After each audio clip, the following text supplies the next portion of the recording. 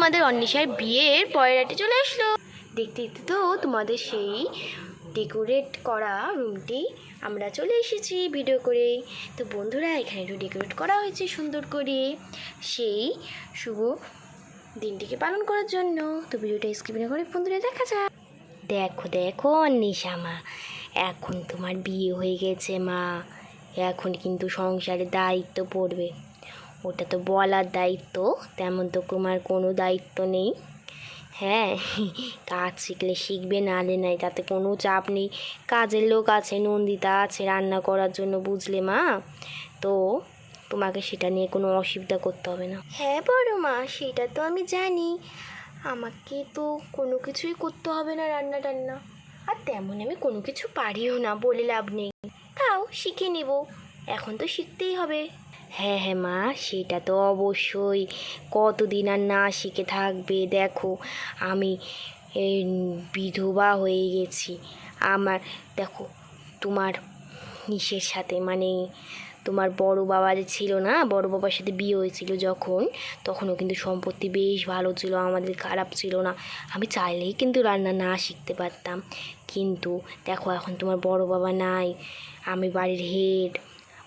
বলতে গেলে যতই হোক এখনকার দিনে ওসব মানে না, বিধবা তারা ওই সব পরতে পারবে না, কিন্তু আমি সবই পরছি মা, লিপস্টিক থেকে মেকআপ থেকে, তোমার বিয়েতে যে আমি করলাম, হ্যাঁ নাকের থেকে পরছি আমি। আসলে এখনকার যুগ তো বদলে গেছে, তো সেটা মানে কথা না। আগেকার যুগে বলবে যে বর মরার পর, অর্থাৎ স্বামী মরার পর মেয়েদেরকে মানে বাঁচার কোনো ইসে নেই। বুঝতে পারছো আমি কি বলতে চাচ্ছি? মানে আমি এখনও কিন্তু ওরকম সংসারটাকে চালিয়ে যাচ্ছি সেই বুড়ি বয়সে। এবার লাঠি ধরতে হবে 2 বছর পর, বুঝছো? হ্যাঁ হ্যাঁ, আমি বুঝেছি বড় মা, তুমি বলতে চাচ্ছ আমিও যেন তোমার মতো ভালো করে আমি সংসারটাকে গুছিয়ে মানে গুছিয়ে সুজিয়ে রাখি, আর সব কিছু দায়িত্ব বুঝে নিয়ে সংসারটাকে আগে। হ্যাঁ হ্যাঁ হ্যাঁ, ঠিক ধরছো তুমি মা। এই তো অন্নিশা বুঝে গেছে, আর না বুঝার কি, আমি তো ভাবতাম অন্নিশার বিয়ে কীভাবে দিব, বিয়েতে বুঝবেও কি না। তো ভালো হয়েছে ডেকোরেটটা, খুবই সুন্দর হয়েছে বড় মা। এত সুন্দর ডেকোরেট তো মনে হচ্ছে আমার বিয়েতেও করনি। আমার এত ভাল লাগছে ডেকোরেটগুলো। আর না আমি কী যে বলি তোমাকে। আচ্ছা আচ্ছা মা, বললাম কি 3টা বাজে গেল, বুঝলে তো, অনেক রাত হয়েছে, এখন ঘুমো করতে হবে। আমি আসি মা, তোমরা ঘুমাও, আবার তো ড্রেস ছাড়া। আর শোনো, ঘন্টা নিয়ে থাকবে, আজকে হিন্দু নিয়ম আছে, ঘন্টা নিয়ে ঘুমোতে হবে।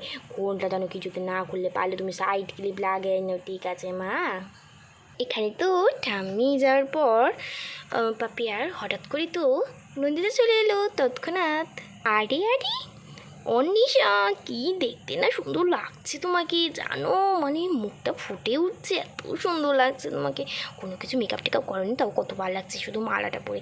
জানো আমারও খুব শখ ছিল, জানো তোমার মতো বড় করে যেন আমাদের বিয়েটা হয়, কিন্তু তো আমাদের বিয়েটা অত বড় হয়নি, মোটামুটি করে হয়েছিল। জানো আমাদের বিয়েতে না রকি আসছিল, তোমার বর।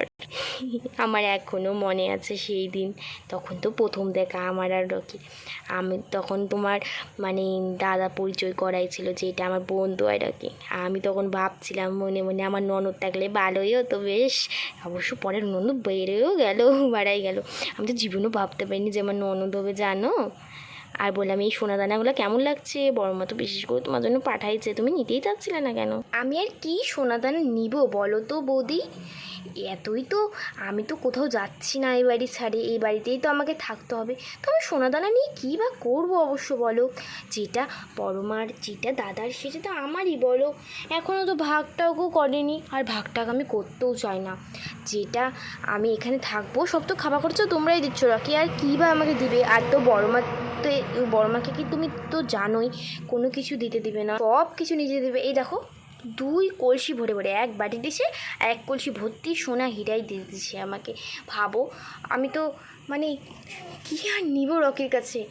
এটা যদি আমি বিক্রি করি সারা জীবন চলে যাবে এটা টাকা দিয়ে। আবার গলায়ও আছে আমার, দেখো আরও যে কত সোনা আমার বিয়ে যেগুলো পড়ছিলাম ওগুলো তো রয়েছেই, এটা তো তাও কম করবে। আরও সোনা দিতেই যাচ্ছিলো, হীরা দিতে যাচ্ছিলো। আমি তো বলছি না ক্ষমা করো আমাকে, আমি আর নিতে চাই না সোনা গয়না, এত তো পড়বোই না, বেকার বেকার পড়ে থাকবে বাড়িটার মধ্যে, আর আমার খারাপ লাগবে। তা আমি ভাবছি কোথাও কোথাও গেলে আমি এসব পরবো, যেন বড় মার মনটা খারাপ লাগে, মানে ভালো লাগে, খারাপ যেন না লাগে।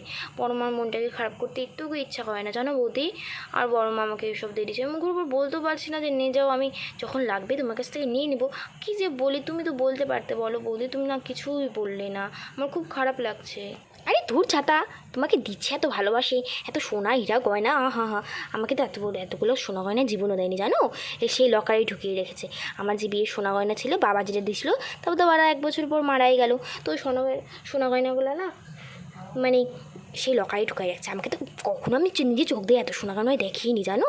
আর আমি বলতামও না, আমি অবশ্য সোনা গয়না পরি না। সুবলকে মানে সরি তুমি দাদাকে বললে না, মানে আমাকে তো এনে দিত, আর যখন আমার লাগে তখন আমি পরে নিই। আর যখন মনে করো কোনো পূজা পার্বণ অনুষ্ঠান লাগলো তখন মা নিজে বার করে দেয় এই মোটা মোটা হার 2-4 থাকের, আর টিকলি কানের বড় হাতের টাকা সব বের করে দেবে। তাছাড়া আমাকে সোনা গয়না ক্যানচে রাখতে দেয় না, ভাবে কি আমার বড়োটারও মন, কাউকে বলে দিলে সোনা টোনা যদি চুরি হয়ে যায়। তার জন্য মা আমাকে নিজের কাছে, মানে আমার কাছে কোনো সোনা গয়না নয় জানো, এই যেগুলো আছে সব মায়ের কাছে, যখনই লাগে মায়ের কাছে চাইনি পরে নিই, আবার মাকে দিয়ে দিই। আর তুমি তো এতগুলো সোনা দিচ্ছি, আরও দিতে যাচ্ছিলো হীরা। তোমার তো ভাগ্যটা ভালো, তুমি কীভাবে এইসব কথা বলতে পারো। আমি তো জানি বাইরে যারা পড়াশোনা করে তারা অনেক মানে এসব দেখতে চায়, নিতে চায় বেশি বেশি করে, তো অনেক আলাদা গো অন্বেষা। হ্যাঁ আসলে দেখো, আমি তো ওসব জুয়েলারি পরতে চাই না, আমি তো ছোটো থেকে শর্ট ড্রেস পরে আসছি। আর এইসব কিন্তু প্রথমবার দেখছি এখানে আসি, তার জন্য কেমন কমফোর্টেবল লাগছে। যদি ওখানে দেখতাম ছোটো থেকে তাহলে হয়তো অভ্যাসটা হয়ে যেত, কারণ তোমাদের তো অভ্যাস হয়ে গেছে না দেখে দেখে ওগুলো। তোমরা তো ছোটো থেকে বড় নাকের কানের, আর আমাদের ওখানে তো নাকে কানে পরতে হবে না। আমি সবসময় পড়া নিয়ে বিজি, মানে চোখটাও যে বন্ধ করব তার আগে বই, চোখটা যে খুলবো তার সামনে বই, এরকম বুঝলে। আর বই ছাড়া কোনো কিছু দেখতামই না। বাবা অন্বেষা, আমাকে না তোমার খুব ভালো লাগে। আচ্ছা অনেক রাত হলেই দেখো 4টা বাজে গেছে, এ ভগবান ঘড়িটার মধ্যে আমার এখনও গল্প করে যাচ্ছে বকবো। তুমি না ঘুমাও বুঝলে, তো অনেক রাত হয়েছে, আর অনেক তো তুমি হাঁপায়ও গেছো, তোমার তো অত শরীরটা ভালো না, আমি তো শুনছিলাম। তার মধ্যে তুমি তো উপাসও করছিলে বড় মার কথায় তোমার। আর আমি আর কি বলবো, বড় মা না উপাস টুপাস একটু বেশি ভালোবাসে, তো আমি নাও করতে পারলাম না, তোমাকে উপাস থাকতে হলো।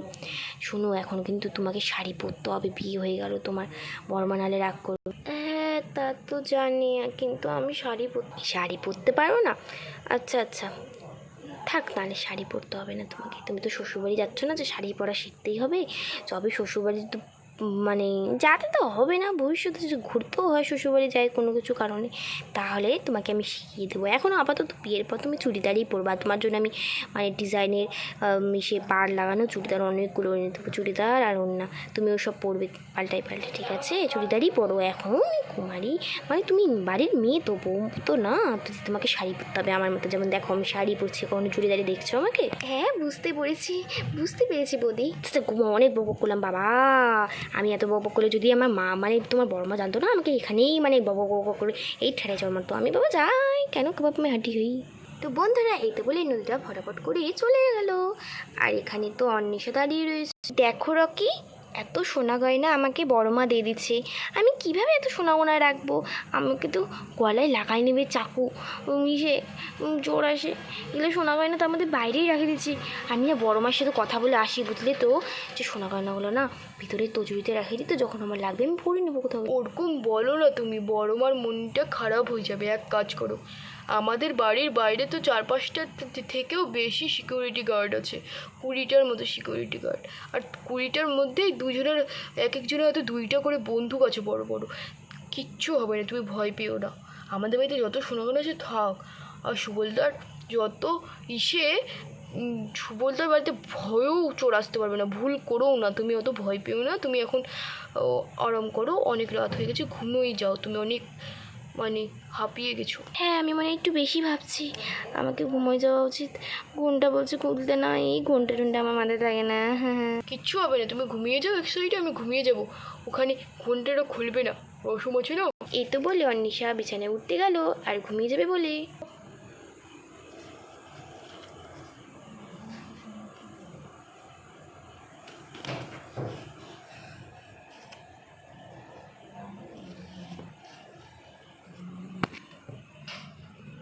এখানে তো রকি শুয়ে পড়লো। বন্ধুরা আজকে ভিডিওটা এই অবধি থাকলেও তোমাদের যদি ভালো লাগে নিশ্চয়ই কিন্তু কমেন্ট করতে ভুলিও না।